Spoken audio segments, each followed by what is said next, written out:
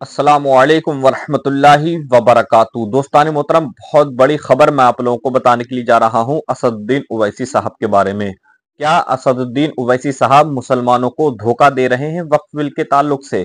मेरे दोस्तों, बहुत बड़ा आरोप लगाया गया है। मौलाना साजिद रशीदी ने आरोप लगाया है, जिनकी तस्वीर आप यहां पर देख सकते हैं।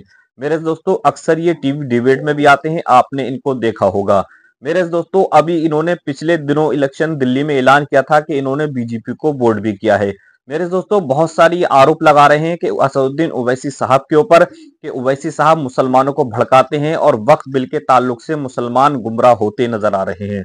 मेरे दोस्तों, क्या हकीकत है, क्या सच्चाई है, क्या वाकई ऐसा कुछ है? मैं पूरा वीडियो अभी आपको इनका दिखाता हूं, उसके बाद मैं आपको चंद बातें इनके बारे में भी बताऊंगा। आपसे गुजारिश है, अगर आप हमारे चैनल पर नए हैं तो चैनल को सब्सक्राइब कर दें और इस वीडियो को आखिर तक जरूर देख लें। आप पहले ये वीडियो देख लीजिए, उसके बाद आपसे चंद बातें करते हैं। आप साजिद वीडियो रशीदी देखिए। है, उन्हीं से ही बात कर रहे थे। मौलाना जी, जिस तरीके से आपका कहना है कि असदुद्दीन ओवैसी को लेकर जो आपने प्रतिक्रिया दी है, क्या कुछ कारण है किस तरीके से तीखा हमला आपने ओवैसी पर बोला है? देखिए, असदुद्दीन ओवैसी के दो तीन बयानात मैंने सुने हैं आज। एक तो उन्होंने कहा कि मुसलमानों उठो, ये उठने का वक्त है। ये ऐसा जज्बाती बयान है कि जो भी मुसलमान बच्चा नौजवान इसको सुनेगा वो जज्बात में एकदम खड़ा हो जाएगा। दूसरे, उन्होंने कहा कि मस्जिदों के खिलाफ षड्यंत्र बर्दाश्त नहीं किया जाएगा। आप मुझे बताइए, इस बिल में मस्जिदों के खिलाफ षड्यंत्र कहाँ है? ये तो वक्फ प्रॉपर्टी को लेकर बिल है।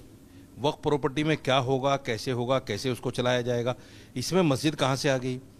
दूसरे, उन्होंने कहा कि मुसलमान कभी सरकार को माफ़ नहीं करेगा। ये इस तरह के बयानात हैं जिन बयानात को लेकर आप देख रहे हैं कि बंगाल में फसाद हो गया, लोगों ने गाड़ियां जला दी। ये इन्हीं बयानों का नतीजा है। वहाँ सिद्दीकुल्लाह चौधरी जो जमीयत उलमा के सदर हैं बंगाल के, उन्होंने कहा कि अगर मुसलमान के खिलाफ बिल आएगा तो क्या मुसलमान सड़कों पे नहीं आएगा? ये इस तरह के बयानात हैं जिससे मुसलमान जज्बाती हो रहा है और मुसलमान सड़कों पे आ रहा है। इन बयान देने वाले लोगों को ये पता नहीं है कि जब जब मुसलमान सड़कों पे आता है उससे नुकसान सिर्फ और सिर्फ मुसलमान को होता है। उसको आतंकवादी कह दिया जाता है, उसको पत्थरबाज कह दिया जाता है, उसको जेलों में डाल दिया जाता है। दंगा एक आदमी करता है, हज़ारों लोग जेल में चले जाते हैं। और वो लोग होते हैं बेचारे सड़कों पे आने वाले, जो सिर्फ रोज़ाना की रोजी रोटी अपनी कमाते हैं।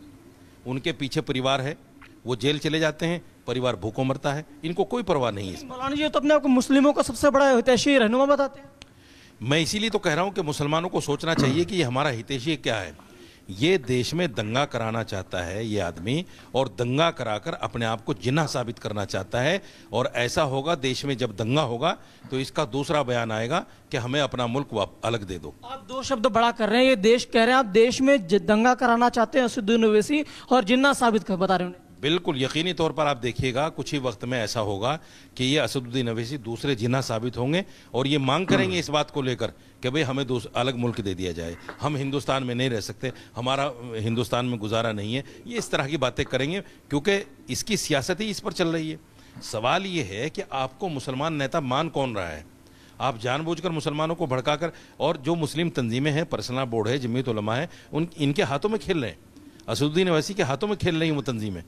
क्या इन लोगों को इतनी अकल नहीं है कि मुसलमान के जज्बात से खेलकर उसको सड़कों पर लाकर कल आने वाले वक्त में जब वो सड़कों पे उतरेंगे, जब विद्रोह होगा, दंगा होगा, आतंकबाजी होगी, उसका नतीजा किसको भुगतना पड़ेगा? सारा मुसलमान के ऊपर आता है। लेकिन ये लोग नहीं सोच रहे। फिर एक बार दोहराऊंगा, आप कह रहे हैं कि ओवैसी दंगा करा रहे हैं। यकीनी तौर पर असदुद्दीन ओवैसी के जो बयानात हैं वो सिर्फ और सिर्फ देश में दंगा कराने वाले। तो एक सांसद है। सांसद है तो क्या है? सांसद है तो क्या सांसद दंगा नहीं करा सकता? सांसद के मन में नहीं हो सकती कि मेरी पार्टी को देश में सबसे बड़ी पार्टी माना जाए। वो नहीं चाहते कि जिस तरह दूसरी पार्टियां अपना वोट बैंक बना रही हैं मुसलमानों को, मैं भी मुसलमानों को अपना वोट बैंक बनाऊं। वो यही कारण तो है जिसकी वजह से इस तरह वो कहते हैं मुसलमानों के लिए मैंने बहुत कुछ किया, और कहा जाता है कि उनके जो कई सारी प्रॉपर्टी है जो वक्फ की, उनके पास भी है। क्या किया उन्होंने मुसलमानों के लिए, सिवाय इसके कि उन्होंने वक्फ की जमीन पर अपना एक एम्पायर खड़ा कर लिया, अपने आप को जो है अरबोपति आदमी बना लिया। आप अगर इतने सच्चे हितैषी हैं मुसलमानों के, तो जो भी प्रॉपर्टियां आपके पास हैं वक्फ बोर्ड की, उनका किराया देना शुरू कर दो आप। हम ये कर उनकी जमीन जाने का डर, इसीलिए इस तरीके से बयान दे रहे हैं। यकीनी तौर पर जो लोग भड़काऊ भाषण दे रहे हैं, ये वही लोग हैं जिनके पास वक्फ बोर्ड की बड़ी बड़ी संपत्तियां हैं। वो मुसलमानों को सामने लाकर अपनी इन प्रॉपर्टियों को बचाने का काम कर रहे हैं।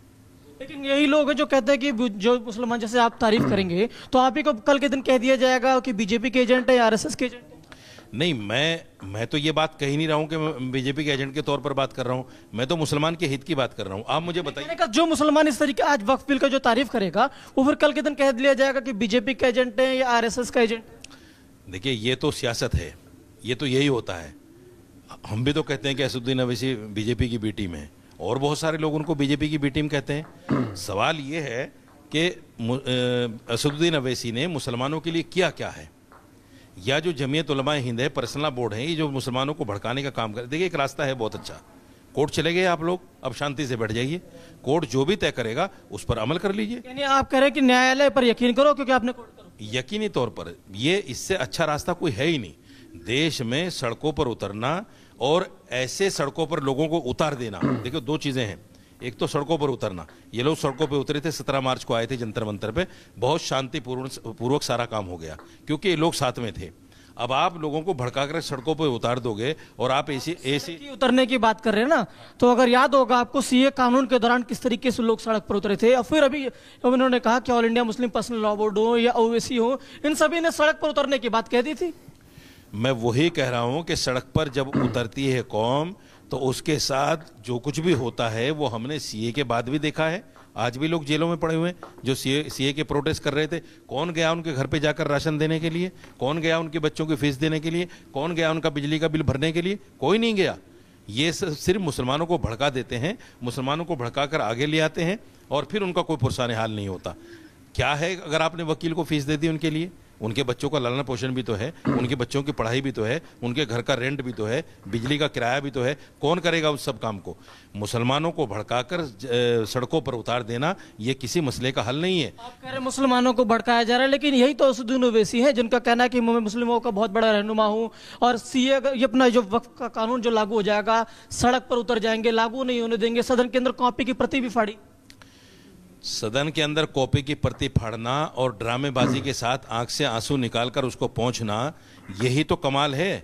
इसीलिए तो मुसलमान जज्बाती हो रहा है इनकी बातों को सुनकर। मैं ये पूछना चाहता हूं, जब आप हजारों करोड़ की जमीन को कब्जा कर रहे थे वक्फ बोर्ड की, उस वक्त तो आपकी आंख में आंसू नहीं आए? आपकी आंख में उस वक्त भी आंसू आने चाहिए थे कि मैं यतीमों का, गरीबों का, मिस्किनों का हक दबा रहा हूं, और उस वक्त तो आपने बड़ी खुशी के साथ दबा लिया। आज भी आपके आंख में आंसू नहीं इस बात को लेकर कि मैं उसका किराया भी नहीं दे रहा हूं, मैं उसको छोड़ भी नहीं रहा हूं। आपको तो आंसू इस बात पर आना चाहिए। आप यतीमों का हक खा रहे हैं, यतीमों का माल खा रहे हैं। आप करें कि ये जो वक्फ की प्रॉपर्टी जो इस पर कब्जा कर रखे हुए उसे छोड़ें। यकीनी तौर पर जिन लोगों के पास भी जो बड़े बड़े सूरमा बने बैठे हैं, मुसलमानों के रहनुमा, उन सबके पास है। दोस्तान मोहतरम, जैसे कि आपने इनका पूरा इंटरव्यू देख लिया, मेरे दोस्तों ये अपने पूरे इंटरव्यू में असदुद्दीन ओवैसी साहब के ऊपर कितने गंदे गंदे इल्जाम लगाते नजर आ रहे हैं कि बैरिस्टर असदुद्दीन ओवैसी साहब दंगा भड़काना चाहते हैं, अलग देश की मांग करना चाहते हैं। मेरे दोस्तों, इनका इंटरव्यू आपने देखा होगा, बहुत से टीवी चैनलों पर ये जाते हैं। मौलाना साजिद रशीदी इनका नाम है, और ये 2-2 हजार रुपए के, 5-5 हजार रुपए के लिए किसी भी पार्टी की तरफ अपना बयान देने लगते हैं और मुसलमानों को बदनाम करने की हर चंद कोशिशों में लगे रहते हैं।